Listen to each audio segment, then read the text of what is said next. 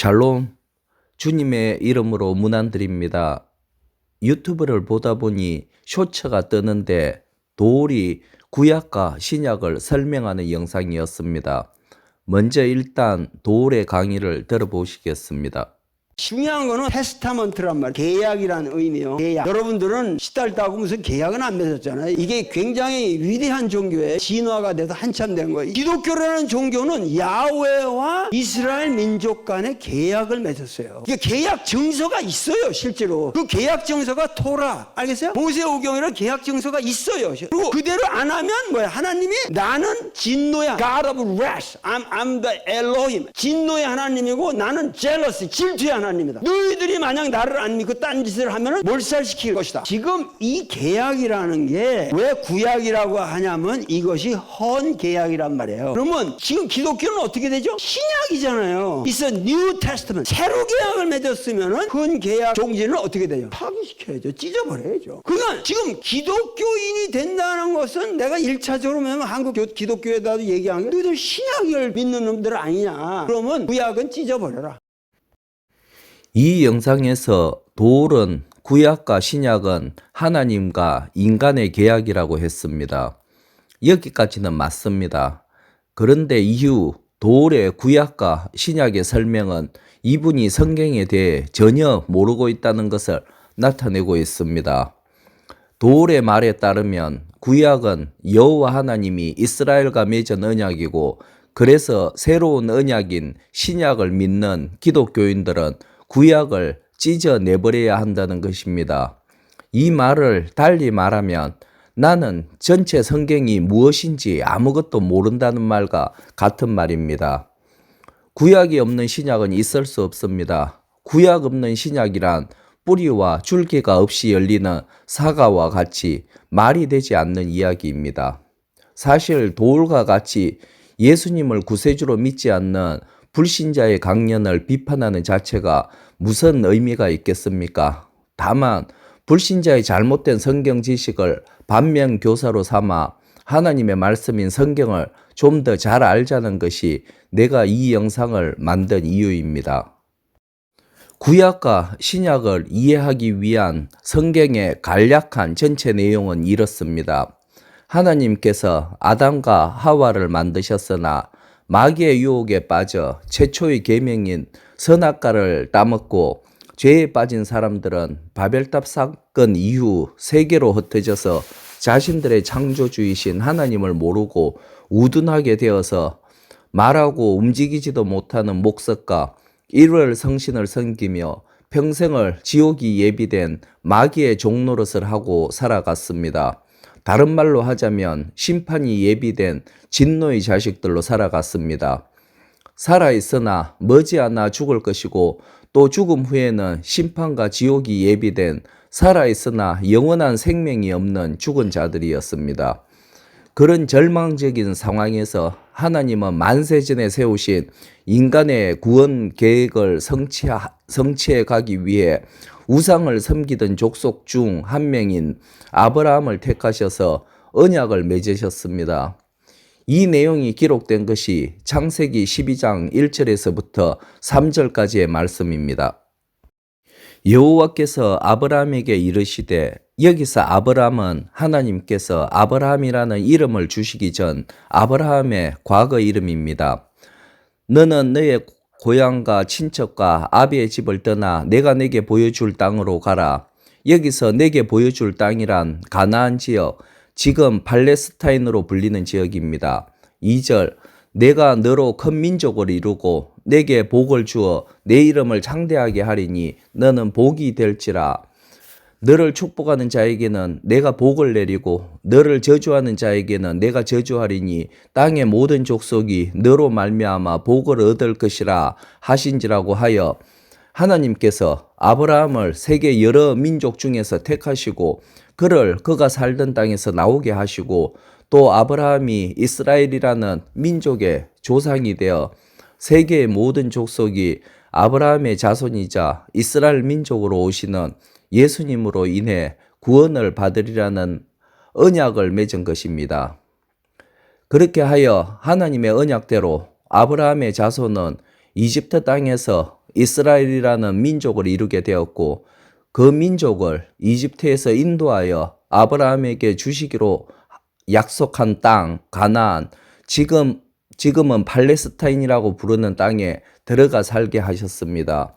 그리고 하나님은 이집트에서 가나안 땅으로 들어가기 전 광야 생활 40년이 시작되는 시점에서 시내산에서 모세를 통해 하나님의 법인 율법을 주셨고 그 율법을 온전히 지켜 행하면 복을 주고 만약 그 율법을 어기고 하나님을 떠나서 우상을 숭배하면 저주를 내리신다는 언약을 이스라엘과 맺었습니다. 이것이 구약의 개괄적인 내용입니다. 그런데 죄에 빠져 부패한 인간이 하나님의 법인 율법을 온전히 지켜 구원에 이를 수 있는 자는 하나도 없었습니다. 그래서 하나님은 이스라엘 민족들에게 반복적으로 짓게 되는 여러 가지 죄를 없애는 속죄 제사를 드리게 했습니다. 인간의 죄를 대신하여 양과 소를 잡아 피를 흘리는 희생 제사입니다. 그러나 히브리서 10장 1절의 말씀처럼 율법은 장차 올 좋은 일의 그림자일 뿐이요 참 행상이 아니므로 해마다 늘 드리는 같은 제사로는 나오는 자들을 언제나 온전하게 할 수 없느니라는 말씀처럼 이러한 짐승의 피로 드리는 율법의 대속의 제사로는 인간의 죄를 온전히 사할 수 없는 것입니다. 그래서 구약에는 인간을 죄에서 구원하여 주실 메시아를 하나님께서 보내주실 것을 약 300여 곳에서 말씀하고 계십니다. 그중 몇 가지 예를 들면 다음과 같습니다. 이사야 7장 14절 그러므로 주께서 친히 징조를 너희에게 주실 것이라 보라 처녀가 잉태하여 아들을 낳을 것이요 그의 이름을 임마누엘이라 하리라 고하여 동정녀인 마리아에게서 메시아 즉 그리스도인 예수님이 탄생하실 것임을 예언했습니다. 그리고 구약의 복음서라 불리는 이사야서에서는 신약의 복음서들보다 더 정확하게 예수님을 예언하고 있습니다. 좀 길지만 이사야서 53장 1절부터 읽어드리겠습니다. 1절 우리가 전한 것을 누가 믿었느냐 여호와의 팔이 누구에게 나타났느냐 그는 주 앞에서 자라나기를 연한 순 같고 마른 땅에서 나온 뿌리 같아서 고운 모양도 없고 풍채도 없은즉 우리가 보기에 흠모할 만한 아름다운 것이 없도다. 여기서의 그는 예수님을 예언한 것이며 예수님의 외모에서는 우리가 흠모할 만한 것이 아무것도 없었다는 것입니다. 이렇게 예수님의 모습은 지금 우리가 여러 성화들에서 보듯이 멋있는 금발 백인의 모습이 아니었고 외모적으로는 과거 이라크의 후세인처럼 백인, 흑인, 황인종 중 어디에도 속하지 않을 듯한 외모였을 것으로 생각됩니다. 3절 그는 멸시를 받아 사람들에게 버림받았으며 강고를 많이 겪었으며 질고를 아는 자라 마치 사람들이 그에게서 얼굴을 가리는 것 같이 멸시를 당하였고 우리도 그를 귀히 여기지 아니하였도다. 사람들이 그에게서 얼굴을 가린다는 것은 사람들이 예수님을 마치 문둥병자를 보듯 그렇게 멸시했다는 것입니다. 그리고 이사야서의 예언대로 예수님은 완전한 인간으로 오셔서 그 누구보다 멸시와 고난을 받았기에 우리의 아픔을 누구보다도 잘 아시는 분입니다. 4절 그는 실로 우리의 질고를 지고 우리의 슬픔을 당하였거늘 우리는 생각하기를 그는 징벌을 받아 하나님께 맞으며 고난을 당한다 하였노라. 그가 찔림은 우리의 허물 때문이요 그가 상함은 우리의 죄악 때문이라. 그가 징계를 받음으로 우리는 평화를 누리고 그가 채찍에 맞음으로 우리는 나음을 받았도다. 우리는 다 양 같아서 그릇 행하여 각기 제 길로 갔거늘 여호와께서는 우리 모두의 죄악을 그에게 담당시키셨도다. 이처럼 예수님은 우리의 죄악을 모두 담당하시고 당시 로마의 가장 가혹하고 잔인한 형벌이었던 십자가상에서 죽으셨습니다. 7절 그가 곤욕을 당하여 괴로울 때에도 그의 입을 열지 아니하였으며 마치 도수장으로 끌려가는 어린 양과 털 깎는 자 앞에서 잠잠한 양같이 그의 입을 열지 아니하였도다. 이처럼 빌라도의 법정에서도 예수님은 잠잠하셨고 하나님의 아들로서 얼마든지 자신을 신문하고 재판하는 자들을 징계하실 수 있었지만 첫 아담의 범죄로 인한 인간의 죄악을 십자가의 형벌로 모두 담당하신 것입니다. 8절 그는 곤욕과 신문을 당하고 끌려갔으나 그 세대 중에 누가 생각하기를 그가 살아있는 자들의 땅에서 끊어지면 마땅히 형벌받을 내 백성의 허물 때문이라 하였으리요. 예수님은 자기 백성인 이스라엘 땅에 오셨으나 이스라엘 민족은 그를 알지 못했습니다. 빛이 어둠에 왔으나 어둠이 빛을 깨닫지 못한 것입니다. 9절 그는 강포를 행하지 아니하였고 그의 입에 거짓이 없었으나 그의 무덤이 악인들과 함께 있었으며 그가 죽은 후에 부자와 함께 있었도다. 이것은 예수님이 어떻게 매장당할 것을 예언하고 있는 구절입니다.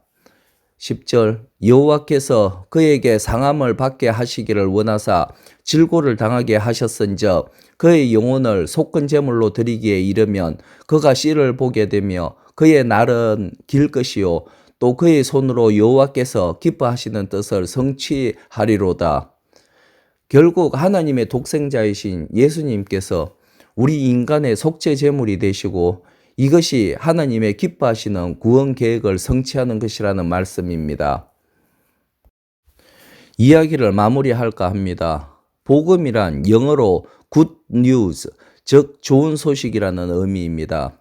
구약에서 하나님께서 언약하신 대로 메시아이신 예수님께서 오셔서 우리의 죄를 대신하여 십자가에서 죽으시고 부활하셔서 죽은 자들의 부활의 첫 열매가 되셨다는 것입니다. 그래서 이제는 우리가 예수님을 우리의 구세주로 믿음으로 받아들이면 구원을 얻는다는 이것이 바로 새로운 언약, 신약이며 이것은 우리 인간에게 더없이 기쁜 구원의 소식입니다. 지금 제가 대략 설명한 이러한 기독교의 기본 지식이 있다면 어떻게 구약이 없는 신약이 있을 수 있겠습니까? 구약에 기록된 하나님의 언약의 말씀을 모르고 어떻게 신약을 알 수 있겠습니까? 그래서 신약 성경에는 예수님이 바로 구약에서 예언된 메시아이시고 예수님께서 구약에서 예언된 모든 것을 성취하신 분이라는 것을 설명하기 위해 마태, 마가 등 복음서와 사도들의 서신서들에서 구약의 여러 부분들을 인용하고 있는 것입니다. 다시 설명하자면 구약은 신약의 토대를 이루고 있으며 신약은 구약의 예언과 성취를 보여주고 있습니다. 구약은 하나님이 이스라엘을 통해 세상을 구원하시겠다는 계획을 보여주고 있고 신약은 구약의 성취를 통해 하나님이 예수 그리스도를 통해 그 계획을 이루셨음을 보여줍니다. 도올의 말대로 신약을 믿는 기독교는 구약을 찢어야 되는 것이 절대 아니라 기독교라는 것은 구약과 신약을 하나로 믿는 것이지 신약만 믿는 것이 아닙니다. 토대가 없는 집이 있을 수 없듯이 구약이 없는 신약은 있을 수 없습니다. 도올의 이야기는 이런 성경의 기본 지식도 없는 무지의 발로라는 말 외에는 달리 설명할 방법이 없는 것 같습니다. 지금까지 경청해 주신 여러분께 감사를 드립니다.